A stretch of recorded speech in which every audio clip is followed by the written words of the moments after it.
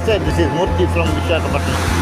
చూశారు కదండి, olive Ridley తాబేలు అంటే అవే విశాఖ సముద్ర తీరంలో. అందులో సబ్మెరైన్ బ్యాక్ సైడ్ వచ్చి పాపం విగత జీవిగా పడుతున్నాయన్నమాట. అవి ఈ టైంలో అంటే ఈ సీజన్లో సముద్రపు ఒడ్డుకు వచ్చి గుడ్లు పెట్టి వాటి సంతానాభివృద్ధి కోసం వస్తూ ఉంటాయి అన్నమాట. అవి రాత్రుల మాట వస్తూ ఉంటాయి. సాధారణంగా రాత్రులు వచ్చినప్పుడు ఏ కుక్కల దాడి చేసి చనిపోయింది అన్నమాట, ఒక రకంగా చెప్పాలంటే. అది ఉండొచ్చు, లేదంటే భారీ స్థాయిలో ఉంటాయి కదా, ఆకారం పెద్దది కదా. మన ఫిషర్మెన్స్ అంటే బాగా చేపలు పట్టే వాళ్ళు చిన్న చిన్న బోట్లు ఉంటాయి కదండి, ఆ బోట్లు ఒక్కొక్కసారి వాటి బాడీ తగులుతూ ఉంటాయి. తగిలి గాయాలు పాలయ్యి అలా ఒడ్డు వచ్చేస్తూ ఉంటాయి అన్నమాట.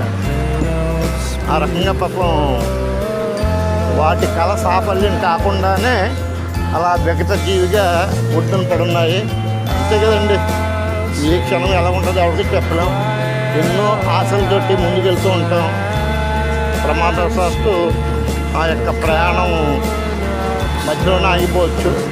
కాబట్టి ఏది శాస్త్రం కాదు. అలా మనం కాస్త బాధపడడం తప్పించి పాజిటివ్గా ముందుకెళ్ళడం తప్పించి చేసేది ఏమీ లేదు. సర్వేజన సుఖనోభవంతో అనుకుంటా, హర హర మహాదేవ అనుకుంటూ ముందుకెళ్దాం. ఓకేనా? జై హింద్.